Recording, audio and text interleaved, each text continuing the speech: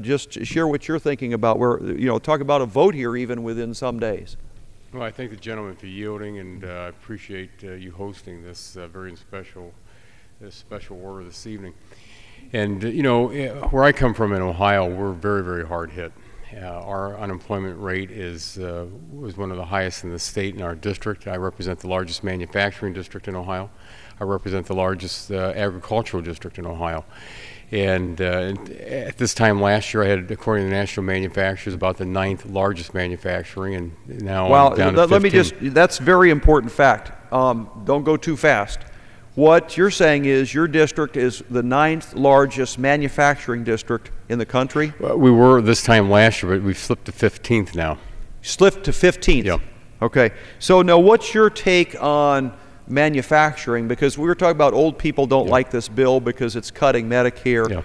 Small businesses don't like it because they're getting hammered one more time into the dirt with tax increases. Let's talk about manufacturing, because that's the backbone of American industry in a way. Absolutely. What's your take on this? How does this work? Well, I tell you, it's when we were all home during the August work period, I went through, I don't know how many different factories, and I went through lots of small businesses, and just the examples. One in particular, I had a gentleman walk up to me and say, who was a factory worker, that he said, I really am not sure what you're all talking about here in Washington, because he said, if I can't put a roof over my family's head, if I can't put food on the table, health care is not the top issue for me. But people are all concerned about health care, but where it is in the priority ranking, it's that survival right now. We got a lot of folks out there that need to survive. And at the same time, you have a lot of these smaller businesses, and when I talk about smaller, they could be a factory of about 150 to 170 that are now down to 29 to 35 people that are just hoping they can keep the lights on.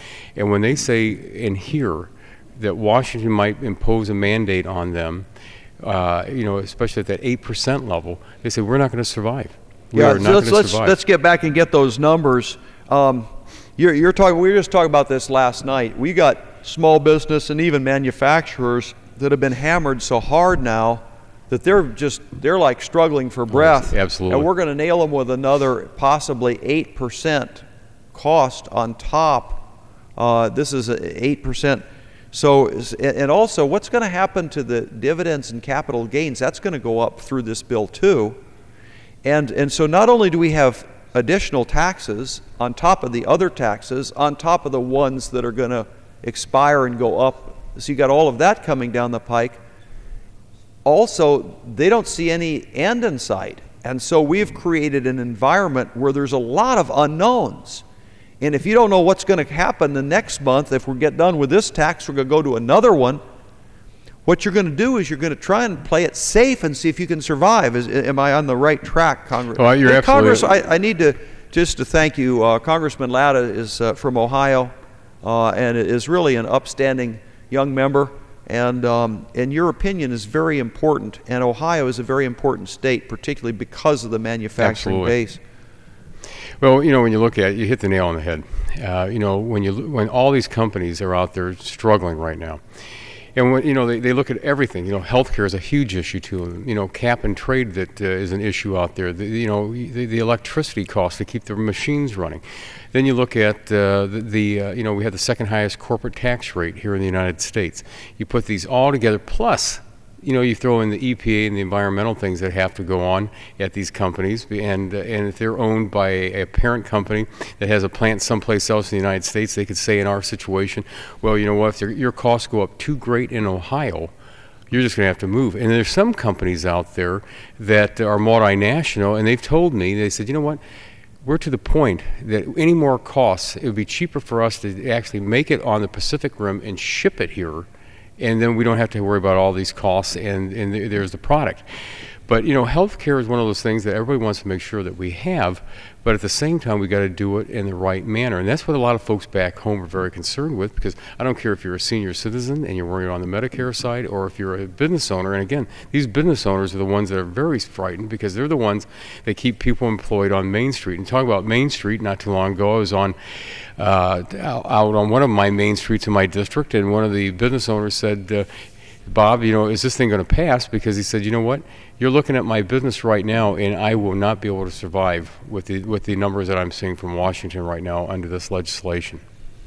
There's a wonderful part of America. There's different expressions, and it's such a diversity of people in our country, and I guess that's probably why we serve here. We just love this country, love our own constituents and all, and representing Missouri, we have some kind of rural expressions that are fun, and one of them is hunkered down. People in Missouri, sometimes you hear them say hunkered down, and then if they're really serious about it, they'll add to this, they're hunkered down like toads in a hailstorm.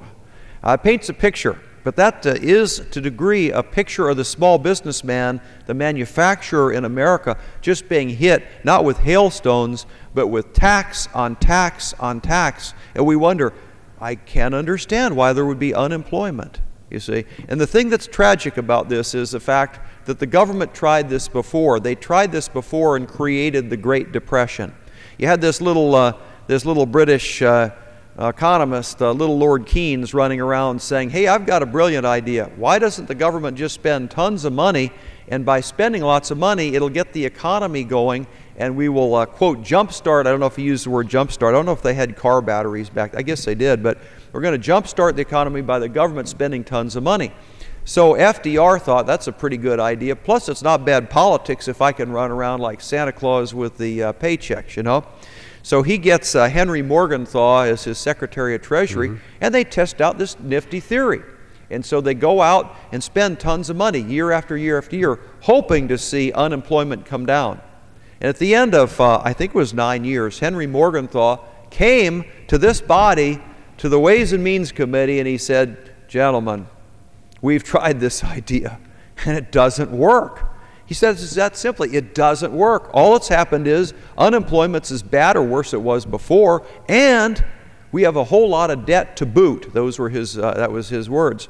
And so what we're seeing is this idea of just taxing and taxing these businesses, and unemployment is just going to kill us, because they're not going to be hiring people when they're hunkered down, worried about what's the next tax going to, whether it's going to put me out of business.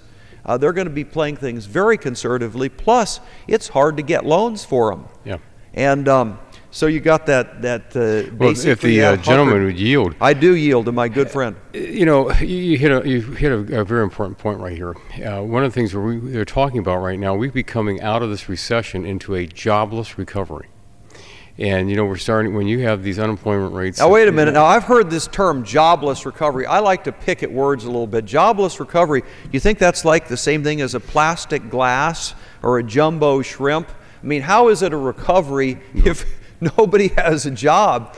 Well, I sure hope I don't suffer with that kind of recovery too much. Well, and, it's the way they define how when you're coming out of a recession. And, back in 1982, when I look at that recession, one of the things that, a lot of people pointed to, it was very, very tough. And we all remember coming out of the Carter administration with the double-digit unemployment and the double-digit inflation, and then the 21.5% interest rates.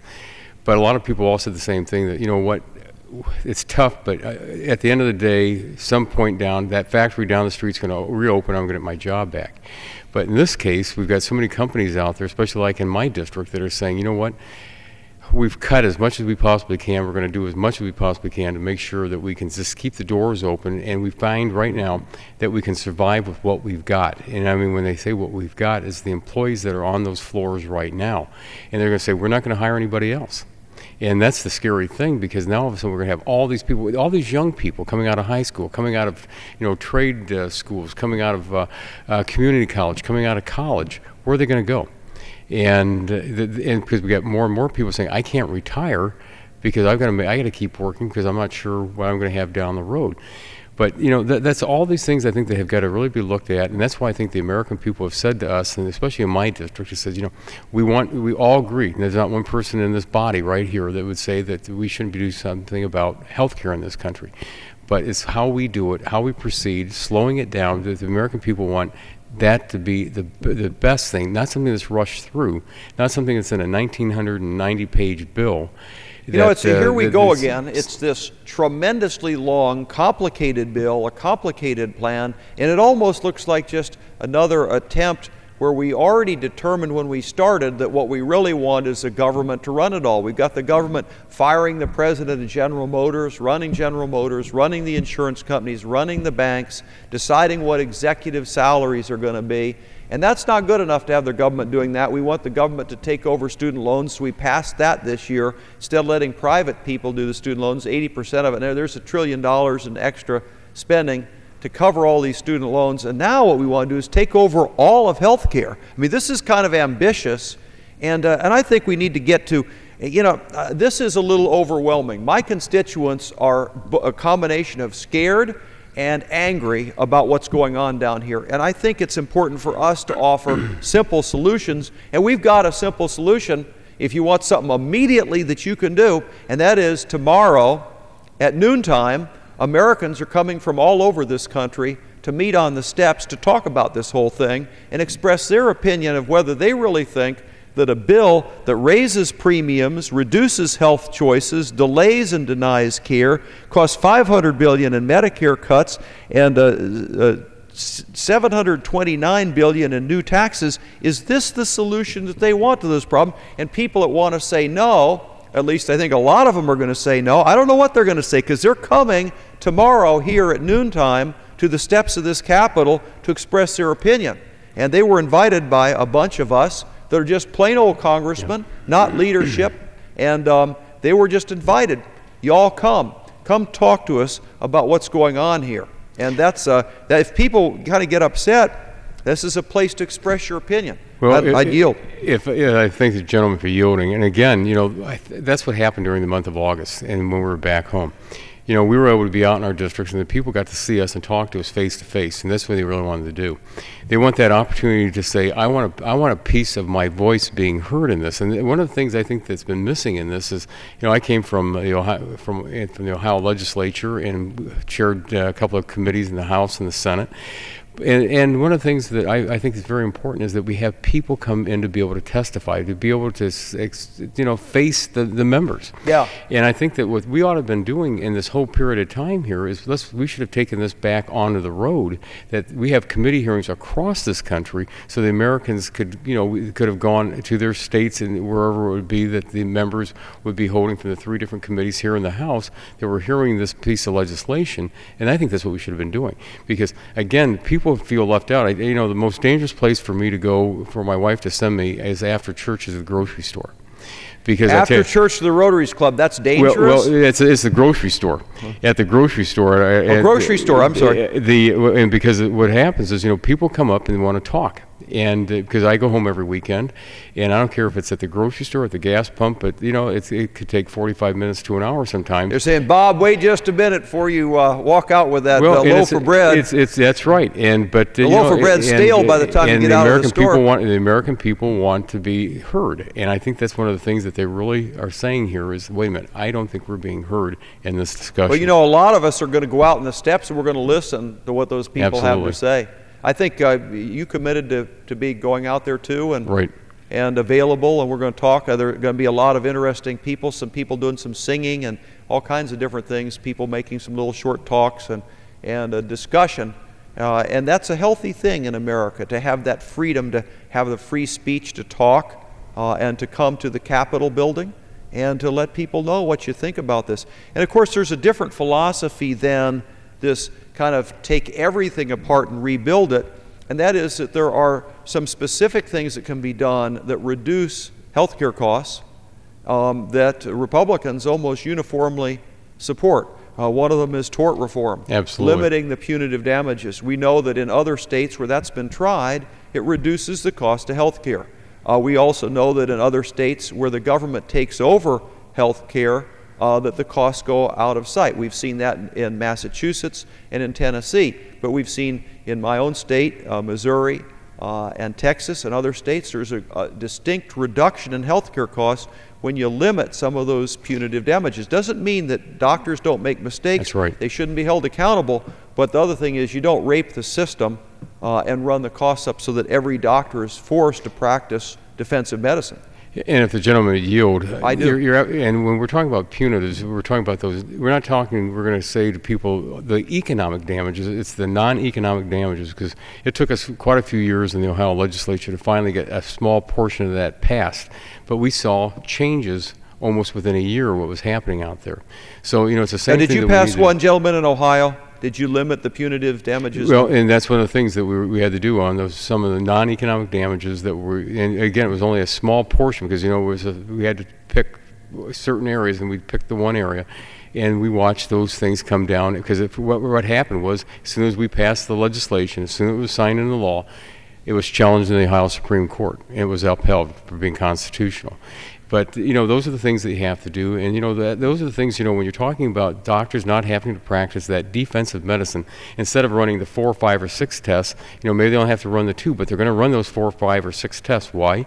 Because if it's in your neighborhood and the courts have been saying, well, why haven't you done this? You've got a problem. So that's why these doctors say, I've got to do it, because otherwise I'm going to get sued, and then my malpractice insurance is going to say, you didn't do what you should have done, and now you're in trouble. So there's the whole problem. That's one place that Republicans have talked about where there's a specific thing that you can do, and there are other things. We've talked about the idea of allowing people to buy their insurance, medical insurance, across state lines, of course, those things. The other thing in this 2,000 pages, there's a lot of loopholes and trapdoors. One of the things that's amazing to me is that they do the opposite of tort reform, and they say any state that's passed any tort reform, that you have to sort of, that gets waived in order to get this government insurance. So you're going to be taxed whether you take it or not, but if you want to, the benefits of your citizens being taxed, you have to basically back off